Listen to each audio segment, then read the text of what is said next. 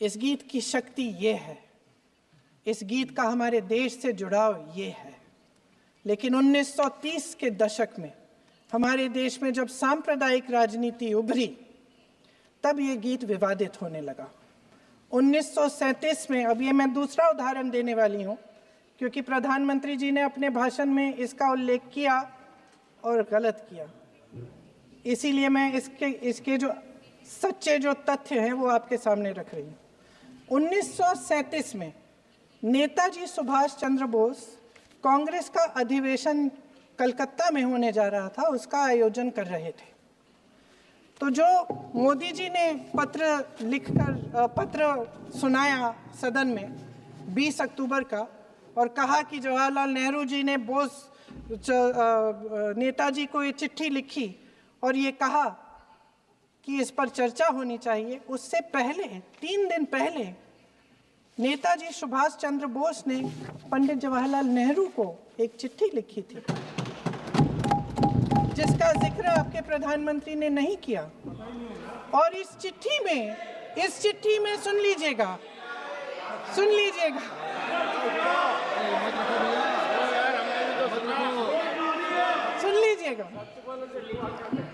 आप नेताजी के लफ्ज नहीं सुनना चाहते? बंगाल का चुनाव आ रहा है।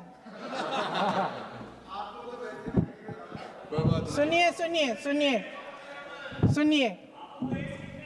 हाँ, कोई बात नहीं, हम तो देश के लिए हैं, हम देश के लिए हैं। आप चुनाव के लिए हैं, हम देश के लिए हैं। हम जितने भी चुनाव हारे, हम यहाँ बैठे रहेंगे और आपसे लड़ते रहेंगे और आपकी विचारधारा से लड़ते रहेंगे। अपने इस देश के लिए, अपनी इस मिट्टी के लिए लड़ते रहेंगे। आप हमें रोक नहीं सकते।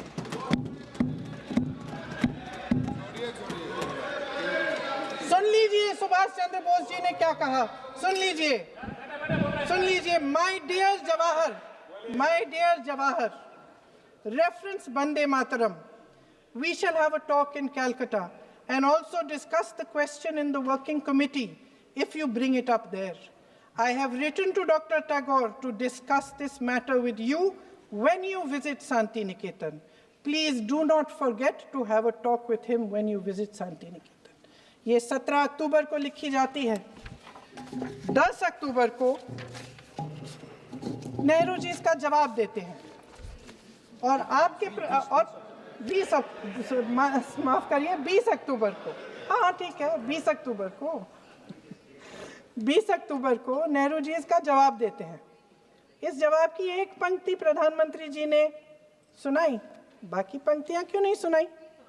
क्योंकि उनमें नेहरू जी क्या कह रहे हैं? There is no doubt that the present outcry against Vande Mataram is to a large extent a manufactured one by the communalists.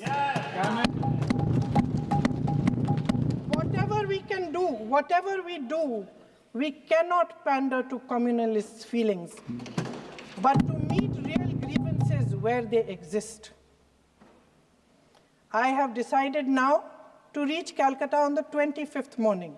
This will give me time to see Dr. Tagore as well as other friends. समझ रहे हैं आप?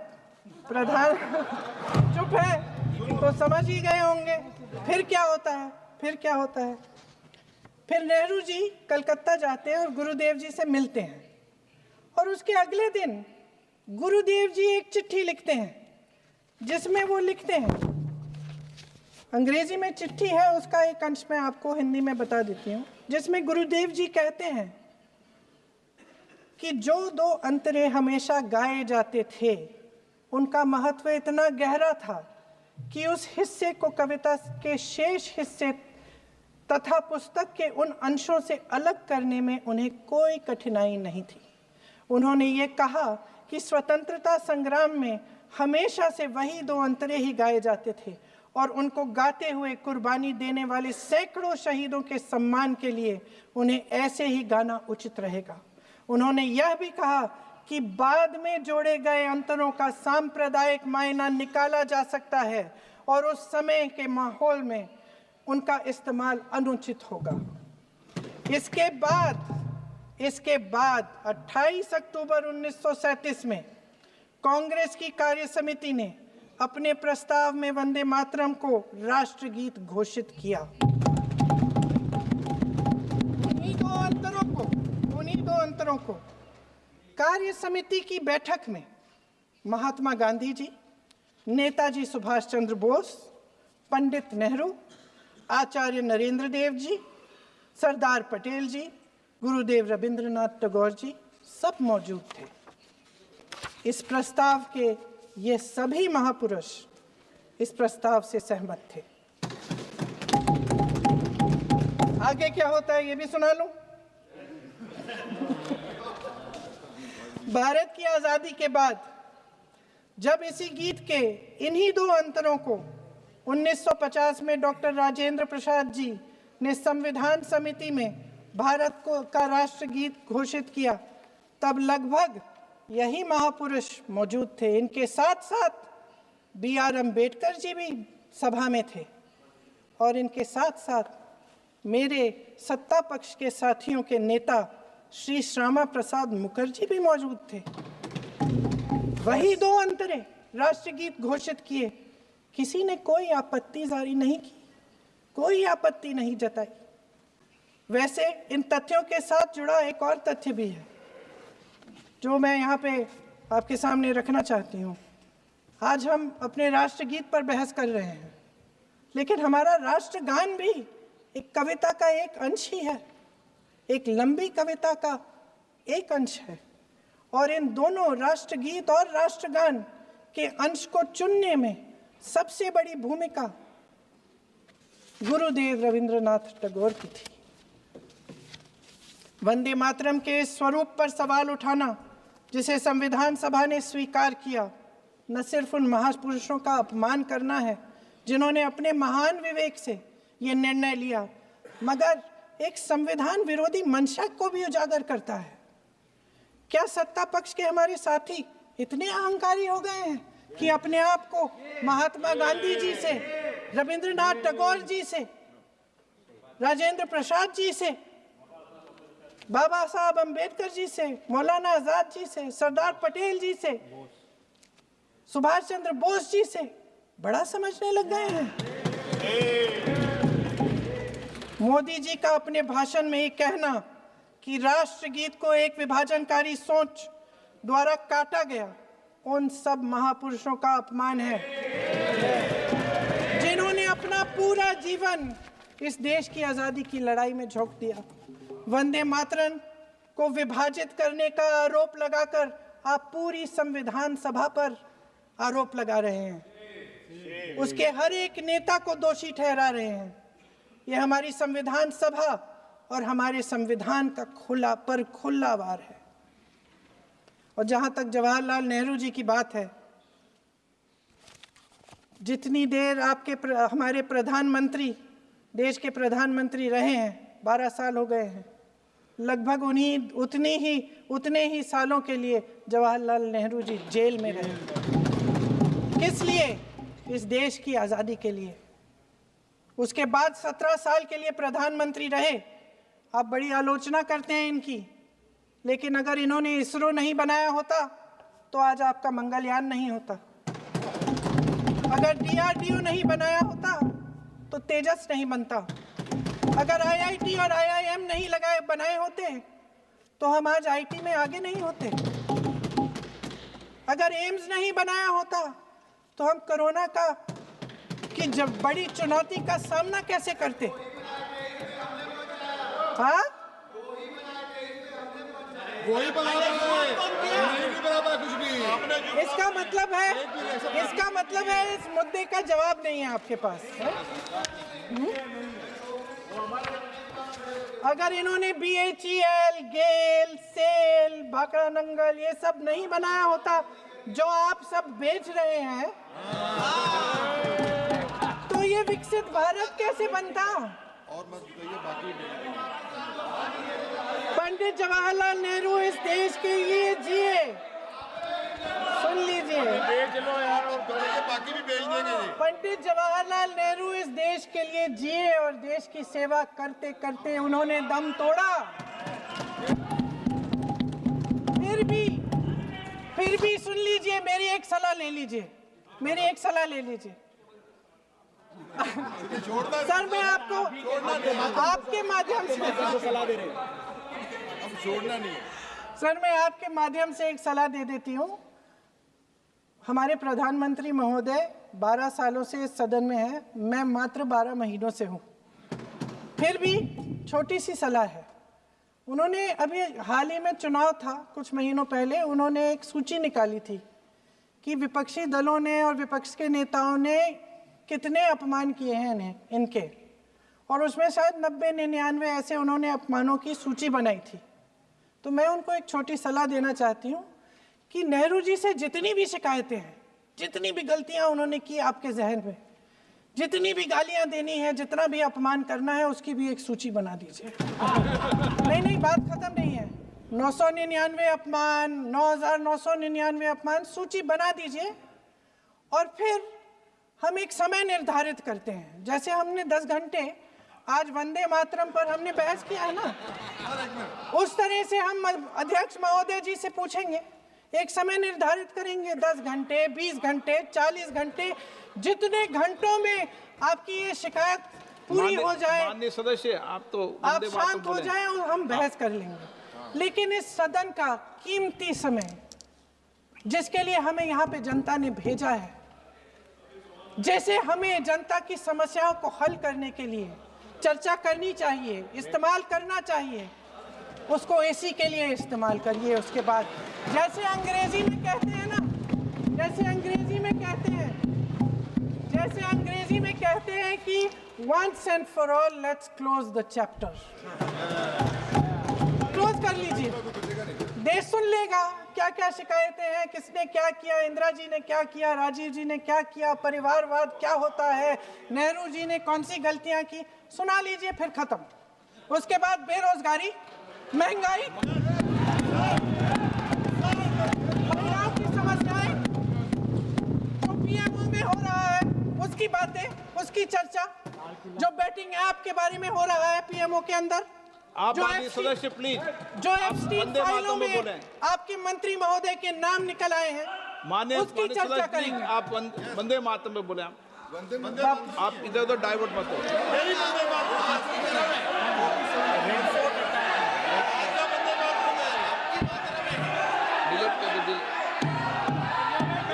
क्या हो गया? आप 1 minute, हाँ कर दो।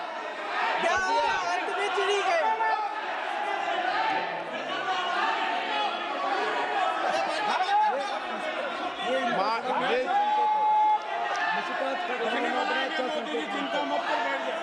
बहुत बढ़िया। माननीय सदस्य 1 मिनट, माननीय सदस्य आगे बढ़ो आप महोदय, आगे वंदे बढ़ो। मातरम पर सार्थक चर्चा करें। ठीक सर, इधर उधर सर, डाइवर्ट बात यही मत थी सर, संक्षिप्त में बात यही थी कोई डाइवर्ट नहीं कि होना हम चाहिए अतीत अपन पे को। बातें करते रहते हैं। माननीय सदस्य नहीं, आप बिना तथ्यों के कोई बात नहीं करें। आप वंदे मातरम पे बोले उचित रहेगा।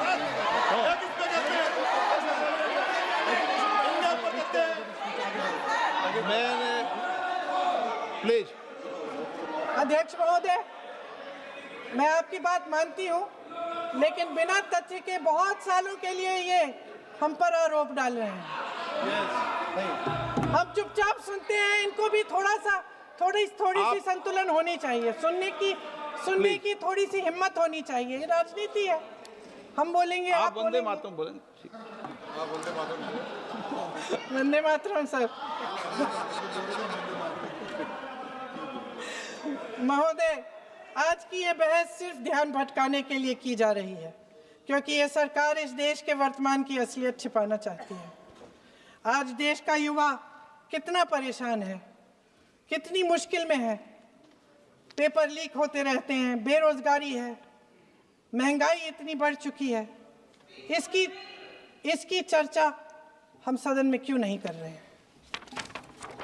आरक्षण के साथ जो हो रहा खिलवाड़ है, उसकी चर्चा हम यहाँ क्यों नहीं कर रहे हैं?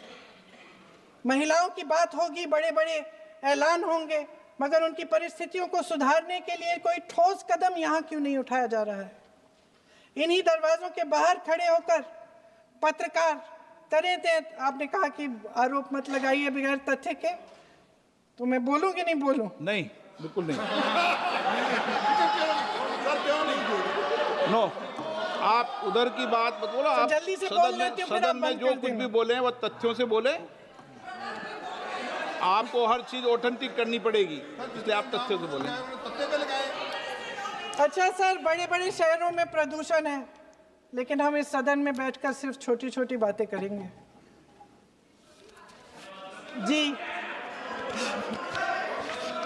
जो अतीत की बातें हैं ना, जो अतीत की बातें हैं ना, जो बार बार आप चाहते हैं कि हम पीछे देखें, लेकिन हम आगे भविष्य की बात, वर्तमान की बात, जो असली समस्याएं हैं उनकी बात न करें, ये छोटी बात होती है।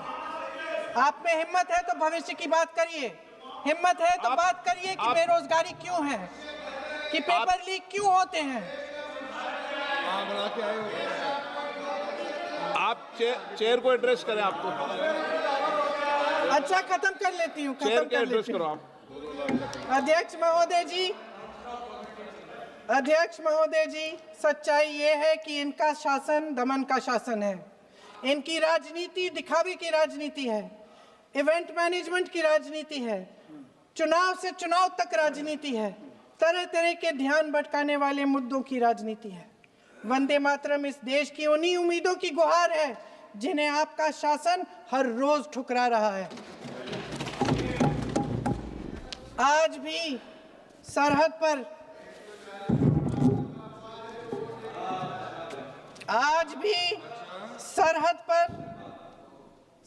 पर जवान जब दुश्मन का सामना करता है तो उसकी छाती में वंदे मातरम गूंजता है। आज भी जब हमारा खिलाड़ी अंतर्राष्ट्रीय खेलों में जाता है तो उसके दिल की धड़कन में वंदे मातरम होता है। आज भी इस देश के करोड़ों देशवासी जब अपने राष्ट्र ध्वज को फहराते हुए देखते हैं तो उनकी जबान पर वंदे मातरम, वंदे मातरम, वंदे मातरम आता है। कांग्रेस के हर एक अधिवेशन में 1905 से लेकर आज तक सामूहिक तौर पर वंदे मातरम गाया जाता है। आपके अधिवेशनों में गाया जाता है कि नहीं, ये बताइए। अपने देश की आत्मा के इस महामंत्र को विवादित करके आप एक बहुत बड़ा पाप कर रहे हैं। इस पाप में कांग्रेस पार्टी शामिल नहीं होगी। ये राष्ट्रगीत वंदे मातरम हमेशा से हमें प्यारा है, हमेशा से हमारे लिए पवित्र रहा है और हमेशा के लिए हमारे लिए पवित्र रहेगा। धन्यवाद।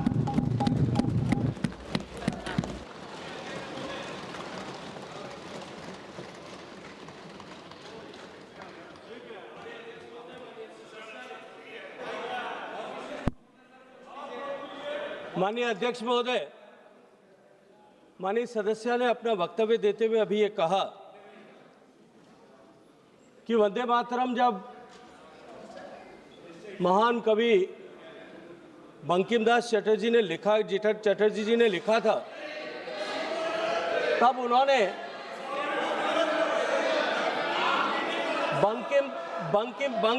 बंकिम चट्टोपाध्याय जी ने लिखा था। जब इन्होंने बंकिम बाबू ने जब वंदे मातरम लिखा, तब उन्होंने 2 टुकड़ों में उसको अलग अलग जगह पर लिखा था। उन्होंने ये कहा कि 1875 में उन्होंने केवल 2 स्टैंजा लिखे थे और बाद में 1882 में 7 साल बाद में उन्होंने उसके बचे हुए 5 स्टैंजा जो है उसके बाद में लिखे थे। मेरा अनुरोध समय बोल सकते हैं प्लीज, कि वे वो जवाब नहीं दे रहे। इसको ऑथेंटिकेट करें कि वो ये सूचना उनको कहां से मिली है। का समय है और बोल सकते हैं। क्योंकि बंकिम गवेषणा केंद्र नौहाटी जो है, जो बंकिम बाबू की जन्मस्थली पर बना हुआ गवेषणा केंद्र एक इन्वेस्टिगेशन सेंटर है। जो शोध केंद्र के रूप में काम कर रहा है, वो ये कहता है कि बंकिम बाबू ने पूरा वंदे मातरम एक बार एक ही साथ में लिखा था। इसको माननीय सदस्य ने जो अपने वक्तव्य यहाँ दिया है, उसको वो ऑथेंटिकेट करें कि ये सूचना उनको कहां से मिली है, ताकि ये सूचना करेक्ट की जा सके। अभय कुमार सिन्हा।